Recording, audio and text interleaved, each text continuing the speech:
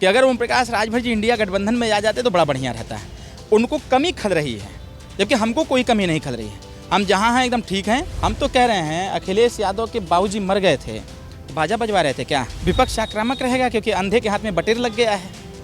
जब अंधे के हाथ में बटेर लग गया है तो कहेगा कि हम तो बहुत तोप हैं। मैक्सिमम बूथों का जब हमने सर्वेक्षण किया तो सर्वेक्षण के बाद हमने ये पाया कि मैक्सिमम बूथों पर राजभर समाज ने दबा करके वोट भारतीय जनता पार्टी के पक्ष में किया है। आज गाजीपुर में सुहेलदेव भारतीय समाज पार्टी के वरिष्ठ नेता और महासचिव, राष्ट्रीय महासचिव हमारे साथ हैं और हम इनसे बात करेंगे, अरविंद राजभर जी से, कि संगठन यूपी में नहीं है। लोकसभा चुनाव में इनकी हार हुई है, भारतीय जनता पार्टी की हार हुई है और इनके एक विधायक जी का वीडियो वायरल आया था। ऐसे में पार्टी संगठन को फिर से मजबूत करने निकली है और गाजीपुर में इस वक्त डॉक्टर अरविंद राजभर हमारे साथ हैं। अरविंद जी, पहले तो आपका यूपी तक में स्वागत है। बहुत बहुत धन्यवाद आपका। अरविंद जी, आज गाजीपुर कैसे आना हुआ? देखिए, हम लोग संगठन का काम निरंतर करते हैं और अभी चुनाव बीता है, लोकसभा का चुनाव, क्योंकि चुनाव होते हैं तो तमाम संगठन कुछ मजबूत होते हैं, कहीं कहीं कमज़ोर हो जाता है। तो चुनावी समीक्षा करने के बाद, जैसा कि एक आरोप बार बार विपक्ष की तरफ से लगाया जा रहा था कि राजभर वोट घसक गया, राजभर जी के पाले में नहीं पड़ा, मैक्सिमम बूथों का जब हमने सर्वेक्षण किया तो सर्वेक्षण के बाद हमने ये पाया कि मैक्सिमम बूथों पर राजभर समाज ने दबा करके वोट भारतीय जनता पार्टी के पक्ष में किया। इसके साथ साथ आज गाजीपुर आने के पीछे एक दूसरा कारण था। हमने अभी क्योंकि पार्टी के राष्ट्रीय प्रमुख महासचिव होने के नाते संगठन की रिस्पॉन्सिबिलिटी है, हमने अभी विगत 1 महीना पहले कार्यकारिणी को भंग कर दिया था। नए सिरे से संगठन का निर्माण होना है। उसी संगठन के निर्माण को ध्यान में रखते हुए हमने एक महासदस्यता अभियान का आगाज़ किया है।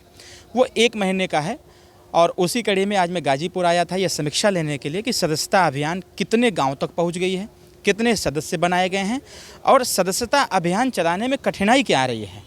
जब इसकी समीक्षा हमने किया तो पता चला कि सदस्यता अभियान बहुत ही सुचारू रूप से, सार्थक रूप से चल रहा है और तमाम लोग, मतलब जाति भावना से ऊपर उठ करके तमाम लोग पार्टी की सदस्यता भी ले रहे हैं और इसके साथ साथ कठिनाई कहीं कोई नहीं आ रहा है। नेताजी के विचारधारा से, उनके काम से और उनके एक्टिविटी से सभी लोग प्रसन्न हैं और सभी लोग खुल करके भारतीय समाज पार्टी के संगठन में जुड़ने का भी काम कर रहे हैं। लोकसभा चुनाव से पहले आपने संगठन भंग कर दिया था, तो क्या लोकसभा चुनाव में जो हार का सामना करना पड़ा, क्या उसकी कहीं कमी खली आप? नहीं, पार्टी का संविधान है। संविधान में हर 3 साल पर संगठन डिसॉल्व होता है।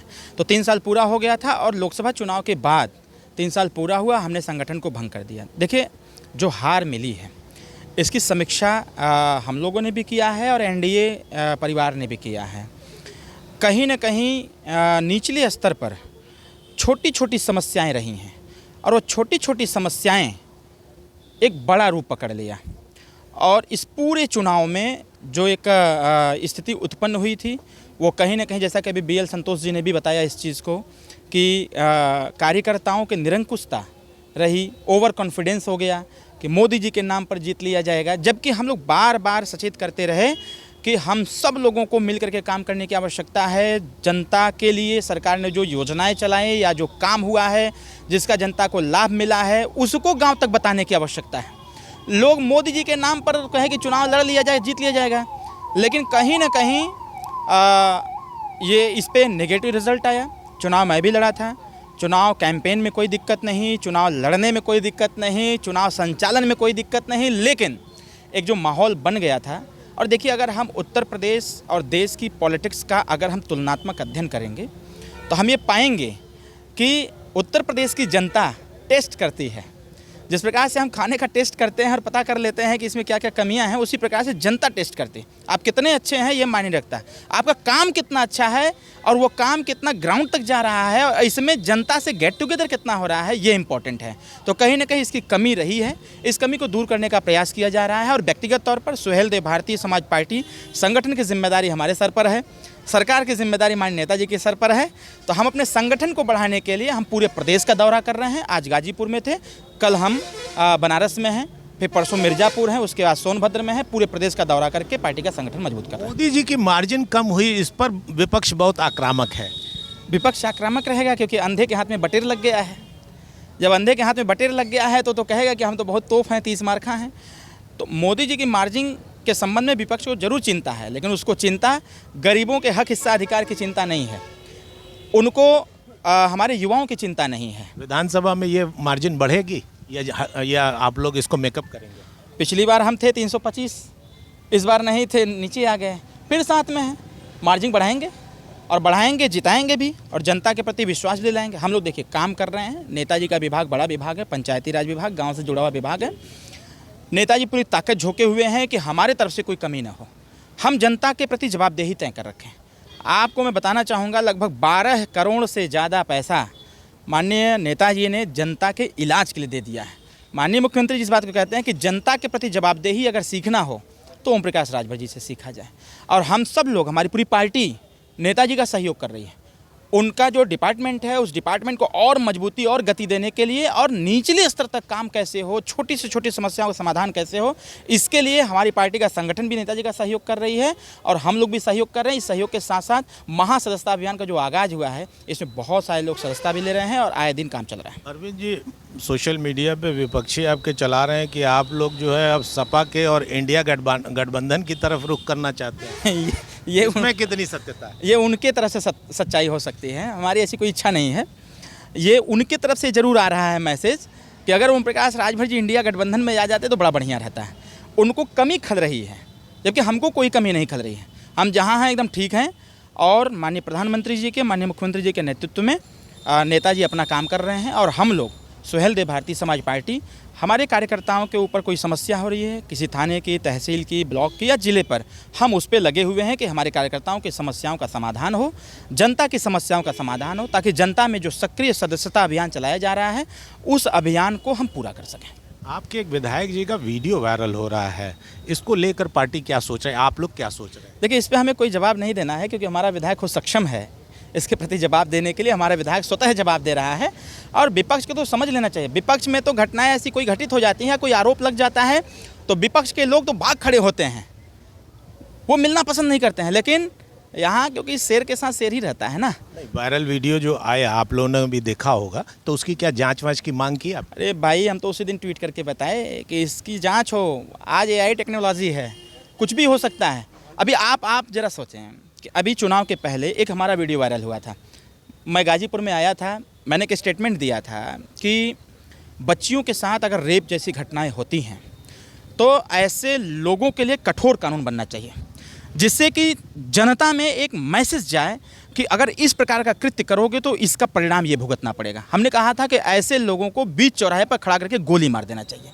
ऐसा हमारे देश की सरकार, हमारे देश की न्यायालय इस पर विचार करें। और मैं धन्यवाद देता हूं सुप्रीम कोर्ट को, धन्यवाद देता हूं महामहिम राष्ट्रपति महोदया को कि उन लोगों ने एक मजबूत निर्णय लिया और ये निर्णय भी दिया कि किसी नाबालिग बच्ची के साथ रेप होगा और घटना पाई जाएगी ऐसी तो उसको सीधे फांसी की सजा सुनाई जाएगी।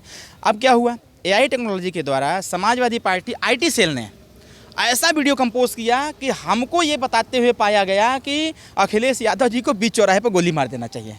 फिर मैं खंडन किया उसका, पूरा वीडियो में प्रेषित किया। फिर जिस चैनल पे वो चला था, मैं उन सब से उसका बाकायदे एक जांच कोई होती है, मैंने उस पर अनुरोध किया दिल्ली से, उन्होंने उसकी जांच किया। पता चला कि समाजवादी IT सेल के लोगों ने ही एक वीडियो भूल रहे हैं आप, और वायरल हुआ था जिसमें कि ओम प्रकाश राजभर जी को ये बताया गया था कि हारने के बाद रो रहे हैं। हाँ, अब एक वीडियो ये भी वायरल होता है। ऐसे लोगों को तुच्छ मानसिकता रखने वाले लोग ये क्या समझेंगे? उसकी क्या सत्यता थी? दादी माता एक्सपायर हुई थी। हम तो कह रहे हैं अखिलेश यादव के बाबूजी मर गए थे तो बाजा बजवा रहे थे क्या?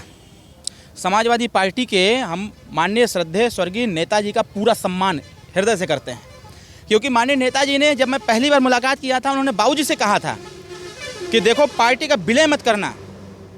उनका ज्ञान था बाबूजी के लिए, पार्टी का विलय मत करना, पूरी ताकत लगा करके तुम अपने संगठन को मजबूत करना। यही हमारी पार्टी जो आज कह रही गठबंधन नहीं करूँगा, एक ऐसा समय आएगा कि तुम्हारे साथ गठबंधन करेगी, तुम भी जीतोगे वो भी जीतेगा।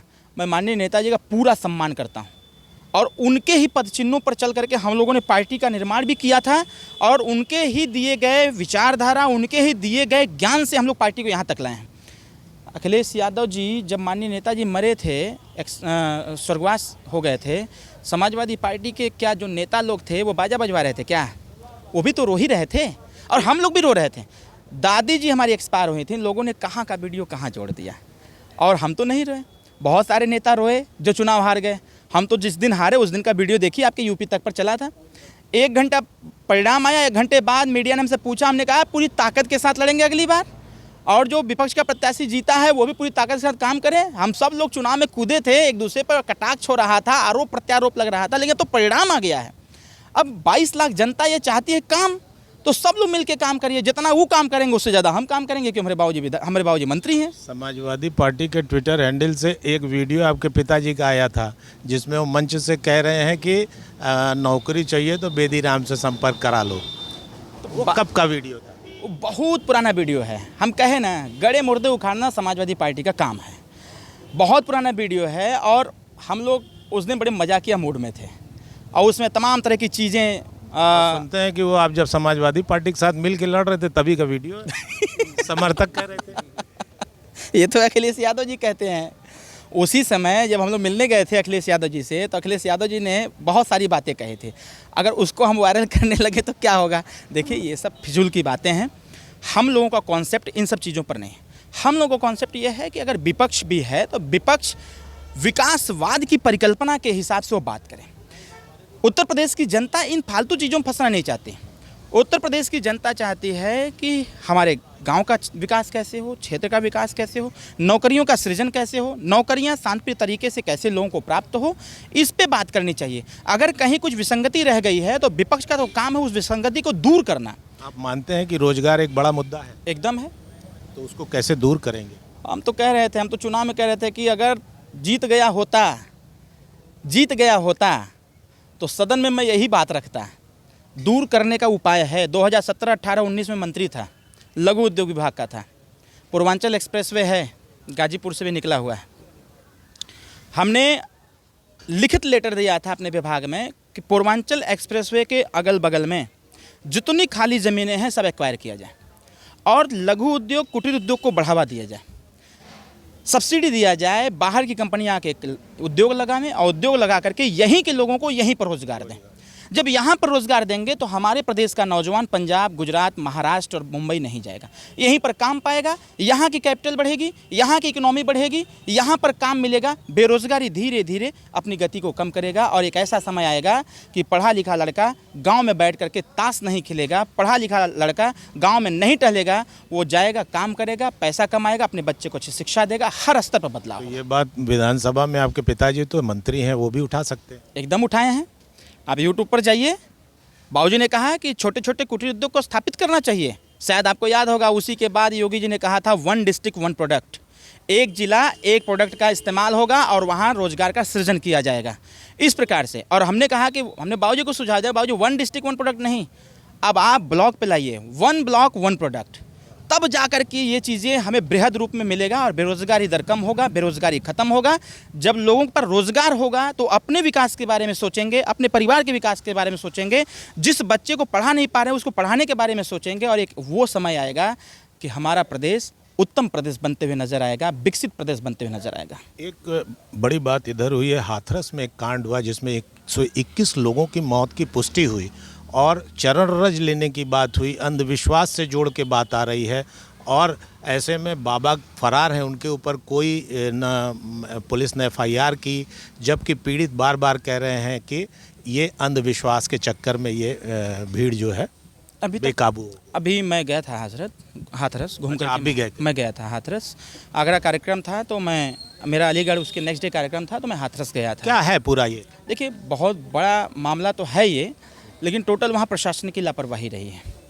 अगर 144 धारा लगी हुई है तो प्रशासन ये कहती है कि मतलब एक से अधिक व्यक्ति एक जगह खड़े ना हो। परमिशन मिल गया, लेकिन भीड़ तो ये ऊपर से टपक नहीं गई। आप 80,000 का अगर परमिशन आपने दिया है तो 3.5 लाख जो भीड़ आ गई है तो ऊपर से तो आई नहीं, वो रास्ते से आई होगी, तमाम तरह के ट्रांसपोर्टेशन के जो साधन है उससे होकर के आया होगा, ट्रेन से, बस से। तो प्रशासन की लापरवाही है। जैसा कि SIT की टीम गठित हुई थी और रिपोर्ट भी आया है कि ये प्रशासन की लापरवाही थी।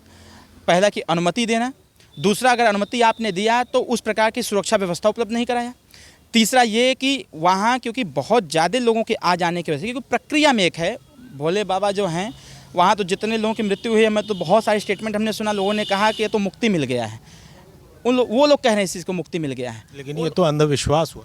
अब इसको मैं कह नहीं सकता हूँ, क्योंकि इसका आकलन करने का कोई मशीन मेरे पास है नहीं, और न मैं कर सकता हूँ। अंधविश्वास में इसको नहीं जोड़ सकता हूँ, क्योंकि मैं भी एक वेल एजुकेटेड पर्सन हूँ। मैं इस चीज़ को समझ सकता हूँ कि क्या कुछ रहा है। आज इतने लोग खड़े हैं, अब इसको तो अंधविश्वास कहा नहीं जा सकता है। हाथरस में बाबा का कितना रोल है इस? अब उसकी समीक्षा मेरे पास है नहीं, क्योंकि मैं हाथरस का रहने वाला नहीं हूँ, मैं बलिया का रहने वाला हूँ। मैं गया था वहाँ, लोगों के द्वारा जब पता चला तो एक है, सबका प्रभाव है, जैसे मेरा प्रभाव है। दुख तो होगा वहाँ, बहुत ज़्यादा दुख है। जो आप आंकड़ा बता रहे हैं उस आंकड़े से ज़्यादा वहाँ मृत्यु हुई है। इस घटना से की फिर पुनरावृत्ति ना हो, इसके लिए सरकार क्या कर रही है? सरकार तो प्रयास कर रही है कि इसकी पूरी पुख्ता व्यवस्था किया जाए, और ऐसी व्यवस्था किया जाए कि अगर इस प्रकार की स्थिति उत्पन्न भी होती है, कहीं बाई द वे उत्पन्न हो जाती है, तो इससे वहाँ की प्रशासन निपटने के लिए भी तैयार रहे, जिससे कि ऐसी जो दुखांतपूर्ण घटना हुई है ये दोबारा इसकी पुनरावृत्ति ना हो। एक अंतिम सवाल चलते चलते कि 2027 किसके नाम होने जा रहा है और आप किसके साथ हैं? एनडीए के साथ हैं, एनडीए के साथ ही रहूँगा और एनडीए के ही नाम रहेगा। ये थे हमारे साथ सुबह सपा के राष्ट्रीय महासचिव अरविंद राजभर, जिन्होंने बड़े साफ कहा कि वो एनडीए के साथ हैं, साथ थे और साथ रहेंगे। और उन्होंने एक बात कही कि उनके विधायक बेदीराम के खिलाफ जो मामला था, वायरल वीडियो, वो डीप फेक का मामला है और इस पर उनकी पार्टी ने शिकायत भी की है। विनय कुमार सिंह, गाजीपुर से यूपी तक के लिए।